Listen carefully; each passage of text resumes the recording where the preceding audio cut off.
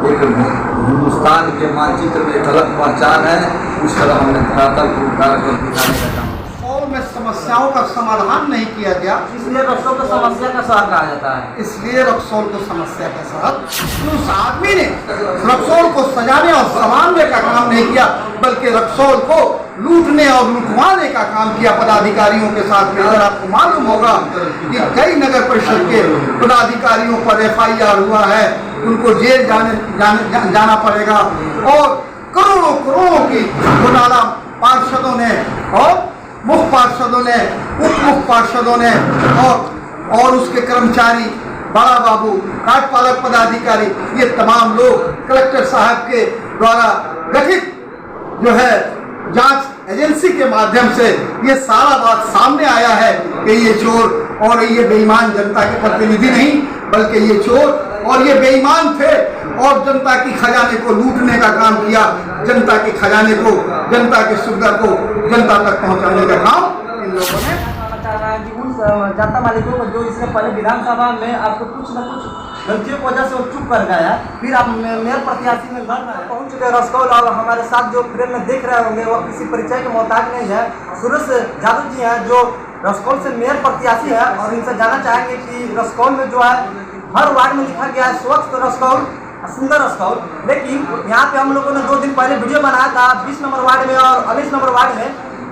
बहुत सारे वार्डों में हम लोग जाकर वीडियो बनाया कि देखा कि बहुत जल जमाव है, जो नल का नाला का जो पानी है रोड पर आ गया, रोड का पानी जो नाला पर आ गया, बहुत सारा कमियां भी है रक्सौल में, इसलिए रक्सौल को समस्या का शहर कहा जाता है। सबसे बात करेंगे और इससे जानना चाहेंगे कि किस प्रकार से चुनाव लड़ना है और इनसे जनता का क्या विश्वास है कि इनको जिताएंगे। सर आपका स्वागत है मेरे चैनल में। सबसे पहले जितने आपके चैनल को और आपको भी हमारे तरफ से बहुत बहुत धन्यवाद। और मैं आपको विश्वास दिलाना चाहता हूँ कि मैंने भी यहाँ प्रत्याशी है सबको में लोग देख चुके हैं और मेरे बारे में भी यहाँ कई दशकों से लोग देख रहे हैं। हमें मौका सेवा करने का नहीं मिला, लेकिन मेरे व्यवहार से वाकिफ है, इसलिए जानो क्या करने वाला है। सर यहाँ पे जो 20 साल से जो यहाँ पे जो अभी जीते हुए कैंडिडेट हैं, हम लोगों ने वीडियो बनाया, देखा तो वहाँ पे जो लोग बोल रहे थे कि 10 साल से इसी तरह से पड़ा हुआ है। अब महज वहाँ से उस वार्ड परिषद का घर जो है 200 मीटर की दूरी पर, जो वार्ड परिषद अपने घर के बगल में जो विकास नहीं करा पा रहे हैं, वो क्या रस्मों का विकास है? किसी व्यक्ति पर, किसी भी प्रत्याशी पे, पूर्व पार्षद पे हमने टिप्पणी करने का काम नहीं किया, क्योंकि वो भी हमारे ही परिवार के माँ बहन हैं। कहीं ना कहीं यहाँ के जनता में भी कमी हुई, इसलिए मैं किसी पर टीका टिप्पणी करना नहीं समझ सकता हूँ। मैं यही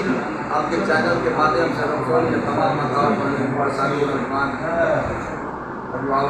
अगर मैं क्या कहना चाह रहा है कि उन जनता मालिकों को जो इसने पहले विधानसभा में आपको कुछ न कुछ गलतियों की वजह से वो चुप कर गया, फिर आप मेयर प्रत्याशी में लड़ रहे हैं, उन लोगों को क्या कहना चाहेंगे? मैं उनसे अपील करना चाहूँगा कि आप हमारे नियत के बारे में अच्छा तरीक़ा से वाकिफ़ हैं। आज रक्सौल के तर्क से निकलना है, कहने में भी हमको शर्म लगता है क्योंकि हम यहीं के वासी हैं। नगर निगम बन गया यार, लेकिन कहीं ना कहीं यहाँ के हमारे जो भी परिवार के जनप्रतिनिधि हुए, इसको पेशा बना लिए, सेवा की भावना से इस रक्सौल को सजाने का काम नहीं किए। लेकिन रक्सौल का बेटा सुरेश यादव जो वादा करता है कि जिस तरह रक्सौल एक हिंदुस्तान के मानचित्र में एक अलग पहचान है, उस तरह हमने धरातल को उतार कर दिखाने का काम किया। उनसे बात करने का हम प्रयास करेंगे, लेकिन क्या कहिएगा कि रक्सौल में जो है नगर निगम नहीं नरक निगम कहा जा रहा है और देखा जाए तो रक्सौल में हर वार्ड में समस्या ही समस्या है, वह नाला का हो या रोड का हो या ट्रैफिक का हो या बस स्टैंड का हो। क्या करेगा? क्या लगता है कि आपको सुरेश यादव इस मेयर प्रत्याशी में जीतते हैं तो रक्सौल को सख्त बनाएंगे और सुंदर बनाएंगे? सबसे पहले तो मैं आपके चैनल के माध्यम से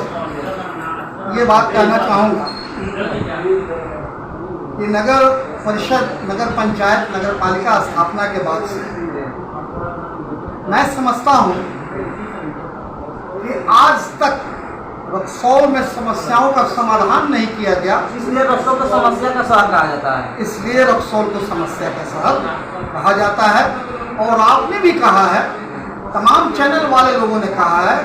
और आपने समय समय पर अपने चैनल के माध्यम से इस शहर की स्थिति को बताने का भी काम किया है और इस नगर परिषद क्षेत्र में जो व्यापक पैमाने पर भ्रष्टाचार, बेईमानी, लूट चल रहा है, उसको भी आपने बड़ी ईमानदारी के साथ दिखाने का काम किया है और जनता तक पहुंचाने और प्रशासन तक पहुंचाने का काम किया है। इसलिए मैं आपके चैनल के माध्यम से ये कहना चाहूँगा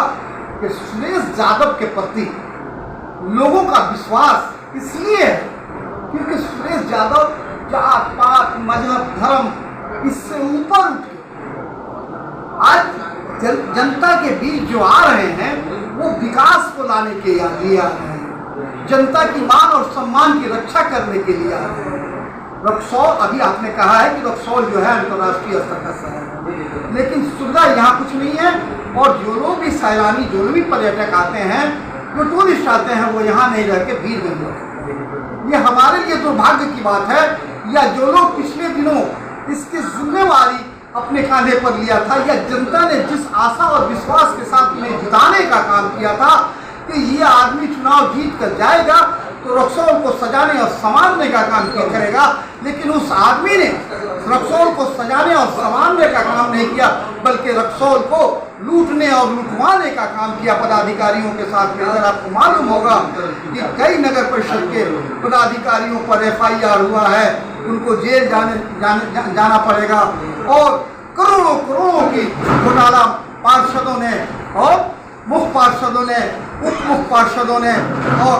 और उसके कर्मचारी,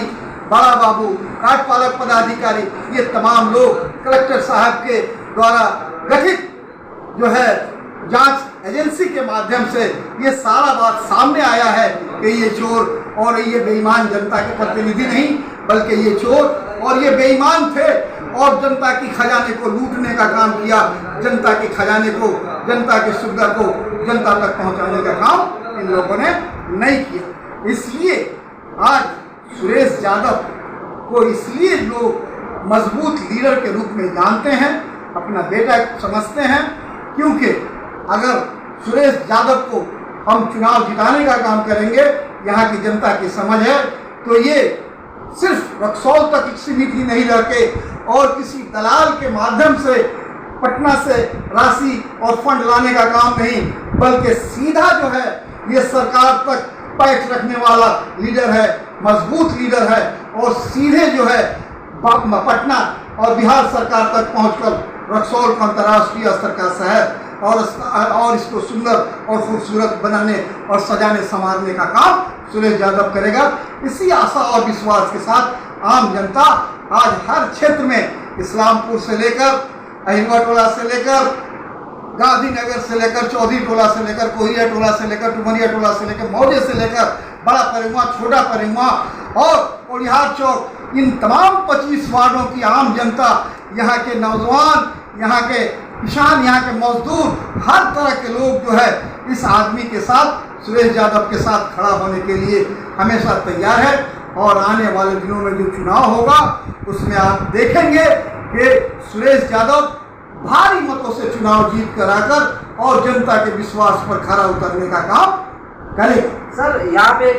हम आपसे सवाल करना चाहेंगे कि ऐसा नहीं है कि पहले वाले जो प्रत्याशी जीते हुए हैं सुरेश यादव भी वैसा करेंगे, चूंकि हम लोग एक रिपोर्टिंग किया 19 नंबर 20 नंबर वार्ड में, तो वहाँ पे कुछ लोग आ रहे थे कि यहाँ के जो नेता जो लोग हैं एक बार जीतने के लिए ही खड़े होते हैं, क्या कहिएगा इसमें?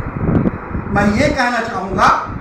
कि यहाँ के जो नेता अभी चुनाव लड़ने जा रहे हैं, अभी जहाँ पे हम लोगों ने रिपोर्टिंग किया सर, वहाँ पे जो महज जो है ना 200 मीटर की दूरी पे उनका घर है, जो नेता यहाँ पे जीतते हैं और ये सोच के जीतते हैं कि एक बार हम जीत कर फिर दोबारा नहीं जीतेंगे और विकास नहीं करेंगे, यानी अपना जो है ना वो बनाने के चक्कर में रहते हैं और जनता के जो है भविष्य को खराब कर देते हैं, उनको क्या कहना चाहेंगे? मैं आपको एक बात कहना चाह रहा हूँ कि जो लोग चुनाव जीतते रहे हैं या जो लोग चुनाव लड़ने के लिए सामने आए हैं, उसमें 90% लोग नहीं बल्कि 100% लोग सुरेश यादव के सामने बौना है। वो इसलिए हैं क्योंकि उनकी पहुंच रक्सौल तक है, वो सिर्फ रक्सौल तक ही रह सकते हैं, लेकिन सुरेश यादव जो है रक्सौल के विकास के लिए रक्सौल की ज़मीन पर भी लड़ेगा, नगर परिषद की सफाई भी करेगा और बिजली, रोड, पानी, नाला, शिक्षा स्वास्थ्य,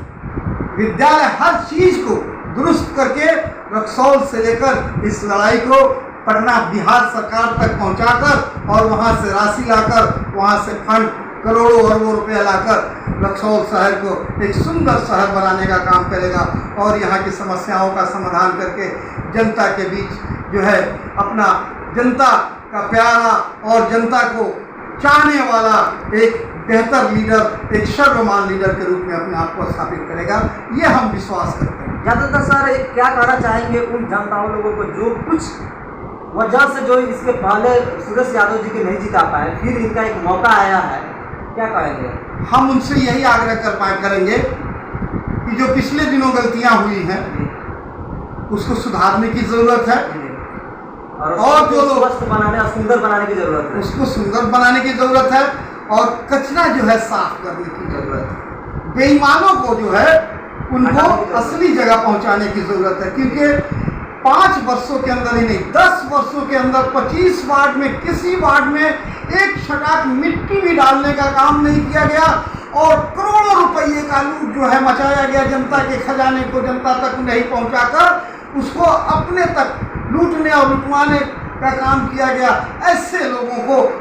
सबक सिखाने की जरूरत है, व्यापारियों को